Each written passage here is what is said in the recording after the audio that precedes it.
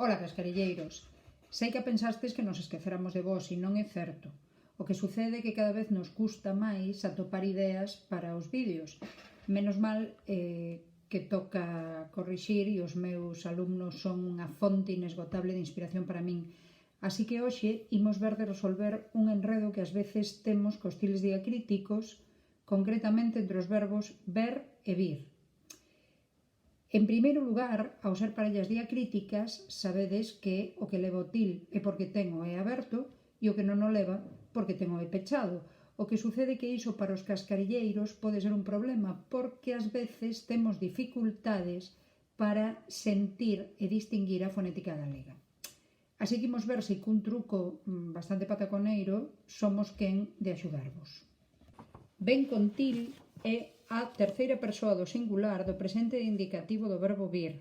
Miña nai ven comer todos os días. Pola contra, ven sen til é a P6, é dicir, a terceira persoa de plural do presente indicativo do verbo ver. Os meus amigos ven fútbol seguido. E ademais é tamén a P2 do imperativo de vir. Ven aquí agora mesmo. Polo que respecta ao verbo ver, ves con til é a segunda persoa do singular do presente indicativo do verbo vir. Se ves connosco no coche, avisa. E ves sen til é exactamente a mesma persoa do mesmo tempo máis do verbo ver. Non sei como ves cos pelos todos diante dos ollos. Como vedes, agás o imperativo de vir, que é sen til, as formas que levan o til son as que se corresponden co verbo vir e as que non o levan as que se corresponden co verbo ver.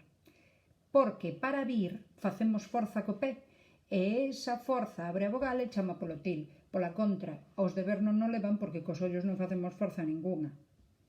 O señor director de marketing morre da vergoña cando fago estas explicacións e estes trucos absurdos.